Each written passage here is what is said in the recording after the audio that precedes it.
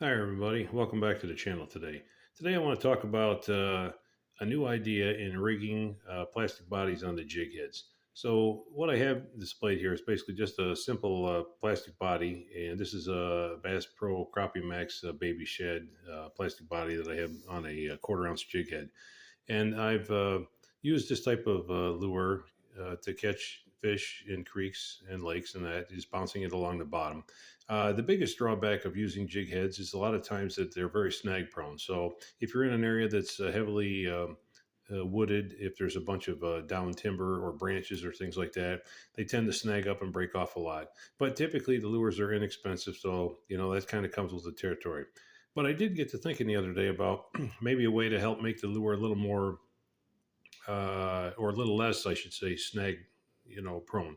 So I got to thinking about what I could do that would be simple and easy to do. And this is what I came up with. Let me show you.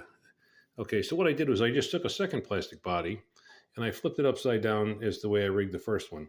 And I have it on the hook so that on the very top, it's just basically skin hooked, similar to what you might use if you're like a Texas rigging, like a Cinco worm or something like that.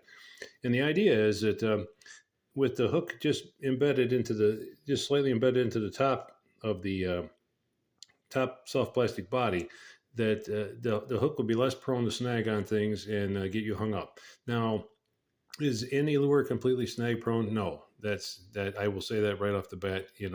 A situation like this may help to reduce some snags if you're casting into certain areas, but it's not going to guarantee that you won't snag and break off. And if you do, then you're going to end up losing two plastic bodies and your jig head instead of one.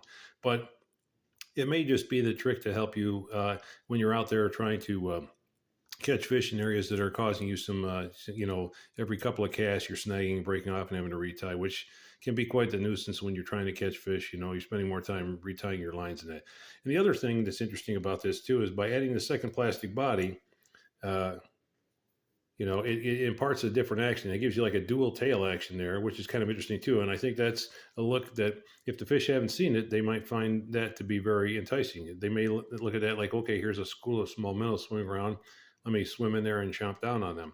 And that may be exactly what you need to trigger maybe a good size bass bite, or depending on the species you're fishing for, maybe walleye or something like that. But definitely something to think about when you're fishing. And like I say, you can use, if you don't like the baby shed soft plastics from like Bass Pro, there's a lot of other companies that make various designs. Crappie Magnet makes a good body that has more of a rounded profile with a split tail on it.